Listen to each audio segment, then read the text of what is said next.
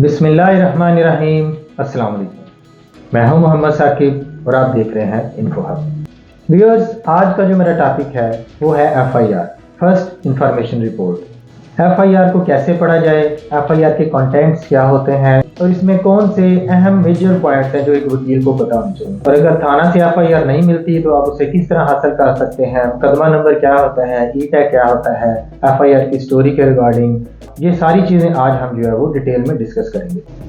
FIR या first information report का जिक्र सीआरपीसी में कहीं पर भी मौजूद नहीं है। सिर्फ सीआरपीसी के सेक्शन 154 में यह बताया गया है अगर कोई ऑफेंस कमिट होता है तो इन्फॉर्मेंट या कंप्लेनेंट जो है रेलिवेंट पुलिस स्टेशन में जाकर एक रिटन या ओरली कंप्लेन दर्ज करवाता है और एफआईआर में वो सारी डिटेल लिखी जाती है जो कंप्लेनेंट या इन्फॉर्मेंट पुलिस स्टेशन में जाकर या वो बताता है, इन राइटिंग या डिटेल में देता है या ओरली जाकर बताता है। एफआईआर हमेशा कॉग्निजेबल ऑफेंसेस के तहत जो है वो रजिस्टर्ड होती है।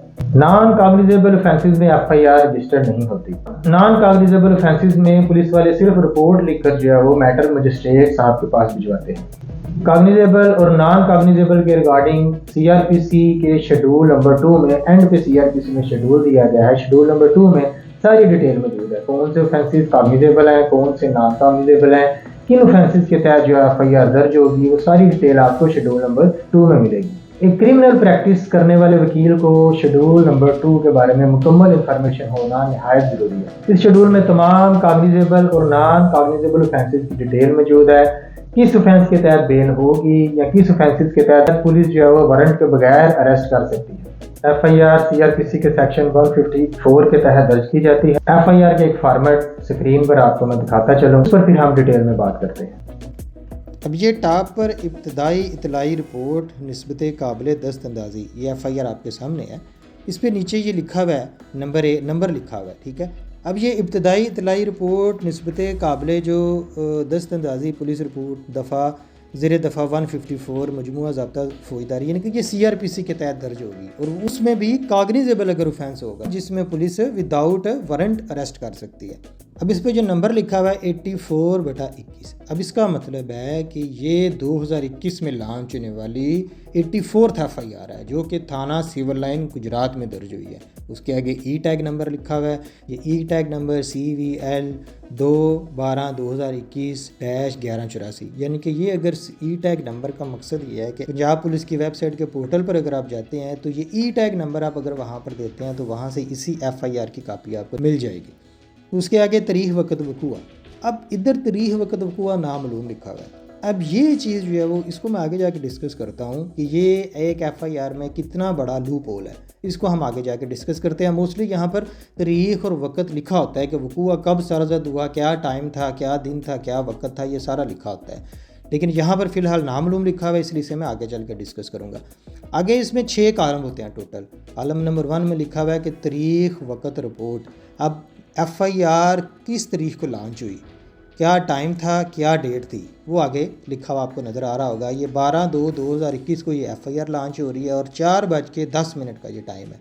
अब आपने ये तारीख वक़्त रिपोर्ट और तारीख वक़्त वक़ूआ, ये 2 चीज़ें एक एफआईआर में बहुत ज़्यादा इंपॉर्टेंट होती हैं। आगे आ जाता है नंबर 2, नाम सकूनत इतला दहिंदा मुस्तगीस, यानी ये जो भी नाम है जिसने जो कंप्लेनेंट है उसका यहाँ पर नाम लिखा होगा, उसका शनाख्ती कार्ड नंबर लिखा होगा, उसका फ़ोन नंबर लिखा होगा, उसकी पूरी डिटेल इधर मेंशन होगी जिसने भी जो भी कंप्लेनेंट है।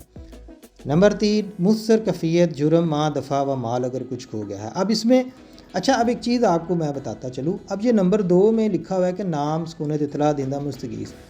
अब ये ज़रूरी नहीं है कि एक एफआईआर अगर एक वक़ूआ सरज़द हो गया है तो मदई या मुस्तगीस वही हो जिसके साथ जो है वो ज़्यादती हुई है या जिसके साथ वक़ूआ सरज़द हुआ है।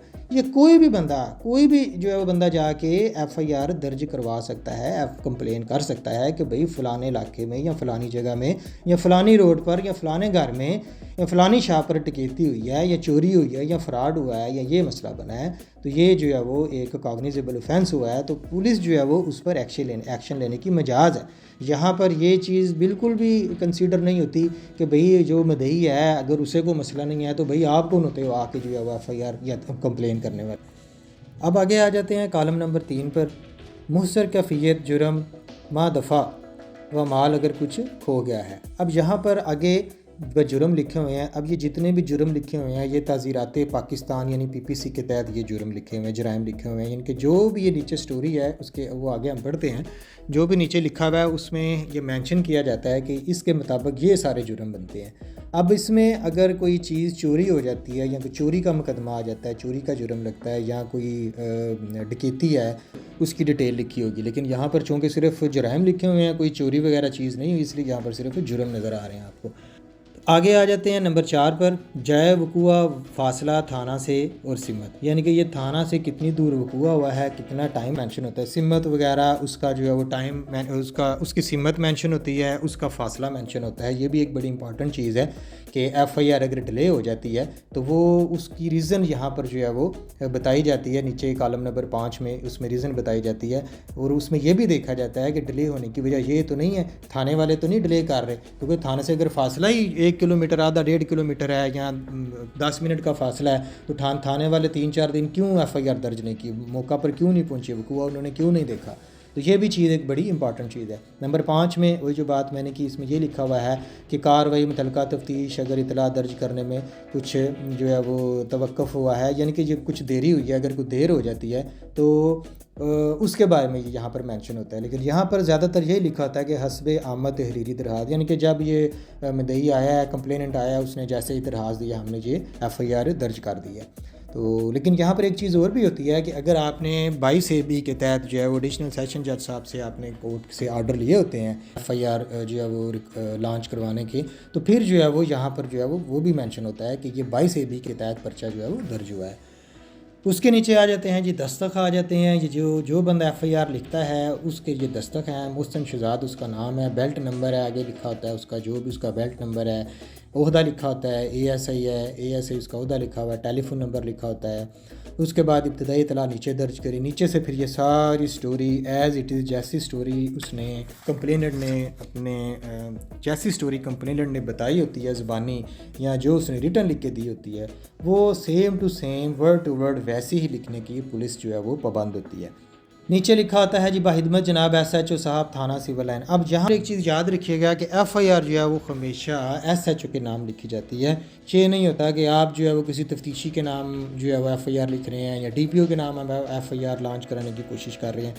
सबसे पहले आपने जो दरख्वास्त देनी है थाना में वो आपने SHO साहब के नाम देनी है। उसके बाद साइल का नाम, सकना और उसके बाद जो है वो उसकी सारी डिटेल साइल की लिखी होती है। फिर जो वकूआ होता है उसके बारे में मुकम्मल जो है वो सारा जो है वो स्टोरी वो लिखी होती है, उसमें कि अक्यूज़ उसमें हैं या नहीं है, नामलूम है या जो है वो जो भी उसमें अक्यूज़ हैं 2 हैं 3 हैं 4 है, वो सारे बंदे उसमें होते हैं। अब सबसे नीचे FIR के जब FIR की स्टोरी लिख दी जाती है, फिर नीचे जो है वो पुलिस अपनी जो है वो रिपोर्ट लिखती है, अपने जो है वो कमेंट्स लिखती है, डिटेल लिखती है कि जो है वो थाने में जो किस तरह आया या अगर जो है वो थाने में कंप्लेनेंट ने आके कैसे दरख्वास्त दी है और जो है वो 22 AB के तहत ये रिपोर्ट दर्ज हुई है या हस्बे आमद तहरीरी दरख्वास्त है ये, और फिर साथ ही जो है वो ऑफेंस लगाने की वजह भी बताई जाती है कि ये सारी स्टोरी से जो ये वाले ऑफेंस जो है वो कमिट होते हैं और वो ऑफेंस जो है वो ऊपर मेंशन कर दिए गए हैं। फिर उसके बाद जो है वो नीचे किसी कांस्टेबल के तहत ये जो है वो FIR को भेजा जाता है रेलिवेंट तफ्तीशी के पास, जिसने ये सारी तफ्तीश करनी होती है। और तफ्तीश जो मोस्टली ASI से नीचे कोई भी योद्धा जो है वो तफ्तीश नहीं कर सकता, कम से कम ASI असिस्टेंट सब इंस्पेक्टर जो है वो उससे ही तफ्तीश करने का मजाज होता है। उसके नीचे फिर उसी का नाम मोहसिन शहजाद जिसने FIR लिखी होती है और डेट वगैरह मेंशन होती है। FIR में जो भी ऑफेंसेस लगाए जाते हैं वो ताज़ीरात पाकिस्तान PPC के तहत लगाए जाते हैं। अब इसके जो मेजर पॉइंट है, जो मेन पॉइंट है FIR के, उनको हम डिस्कस कर लेते हैं। सबसे पहले आपने ये देखना है कि FIR किस तारीख को लॉन्च हो रही है और जो वक़्त वकूआ है उसकी तारीख कौन सी है, वो टाइम कौन सा है। अगर इन दोनों में डिले है, 1-8 घंटे की डिले की तो खैर है, अगर इसमें 1 दिन का, 2 दिन का, 6 माह का डिले है या जैसे मैंने FIR में आपको बताया कि ये वो तारीख वक़्त वकूआ ही नामलूम लिखा हुआ है, तो ये फैटल FIR कंसीडर होगी, ये शक की बुनियाद में आ जाएगा मामला और इसका फ़ायदा जो है वो मुल्ज़म को होगा। में डिले को जो है वो कवर किया गया है तो फिर तो जो है वो ये FIR मुल्जिम के हाथ में नहीं जाएगी। लेकिन अगर उस डिले को कवर नहीं किया गया तो इसका फायदा जो है वो मुल्जिम को। कॉलम नंबर 5 में जो है वो डिले के रिगार्डिंग पुलिस ने लाजमी ये बताना होता है, अगर एक FIR में डिले हुआ है तो पुलिस ने उसकी बाबत लिखना होता है। अगर पुलिस से वक़्त वकूआ जो जाए वकूआ है उसका फासला ही 10 मिनट का है और पुलिस 2 दिन बाद जाकर जो है वो FIR दर्ज कर रही है, इवन के कंप्लेन आने के बावजूद पुलिस FIR दर्ज नहीं कर रही, तो फिर पुलिस ने उस डिले को मेंशन करना होता है। तो उस डिले को पुलिस ने कवर करना होता है। पुलिस ने बताना होता है कि डिले पुलिस की तरफ से क्यों सरजद हुआ। अगर आप अक्यूज की तरफ से हैं, मुल्जिम की तरफ से हैं और अक्यूज का नाम ही FIR में मेंशन नहीं है, तो ये भी एक बड़ा ही प्लस पॉइंट मुल्जिम की जो है वो मुल्जिम के फेवर में जाता है। नामलूम होने की सूरत में अक्सर मुल्जमान को बेल मिल जाती है जो कि FIR में पहले नामजद नहीं होते। इसलिए कोशिश ये करनी चाहिए कि कभी भी नामलूम मुल्जमान का जिक्र FIR में या अपनी कंप्लेन में दर्ज नहीं करवाना चाहिए, क्योंकि इसका फायदा अगर आखिर में जो मुल्जमान है, जो नामलूम आपने या बाद में अमेंड करके आपने नामलूम मुल्जमान के नाम दर्ज करवाए होते हैं, तो वो शक की बुनियाद पर उन्हें जो है वो कोर्ट अगर बरी कर देती है तो उसका फायदा मेन मुल्जिम को भी होता है। नेक्स्ट पॉइंट में आपने वजह इनाज जरूर बतानी है कि FIR जो आपने लॉन्च कराई है, ये जो कंप्लेन आप जिस शख्स के खिलाफ करवा रहे हैं, वजह क्या बनी। अगर कोई लड़ाई झगड़ा है, चोरी है या आपका कोई लेन देन का मामला है, तो आपने वो वजह इनाज जो है वो लाजमी मेंशन करनी होती है कि आप इस शख्स के खिलाफ कंप्लेन अगर कर रहे हैं, मेंशन किया आपने, तो आपने किस वजह पर उसको मेंशन किया है। उसके अलावा आपने ये भी FIR में देखना होता है कि क्या मौका पर कोई गवाह मौजूद थे या कोई सबूत मौका से जो है वो पुलिस को मिला है। यानी अगर कोई फायरिंग हुई है, किसी ने फायर किया है, तो मौका से जो है वो शेल जो जिस पिस्टल से या जिस भी वेपन से फायर किया गया है उसका शेल पुलिस ने कलेक्ट किया है, या मजरूर जिसको गोली लगी है उसकी कोई मेडिकल रिपोर्ट मौका पर मौजूद है। ये सारी चीज़ें जो है वो FIR में लाजमी लिखनी चाहिए। और अगर आप मुल्ज़िम की तरफ से हैं तो ये फिर भी आप ये सारी चीज़ें जो है वो FIR में लाजमी देखनी है, क्या ये FIR में इनका जिक्र मौजूद है या नहीं, क्या मेडिकल साथ लगा हुआ है या मौका पर गवाहान को मेंशन किया गया है या नहीं।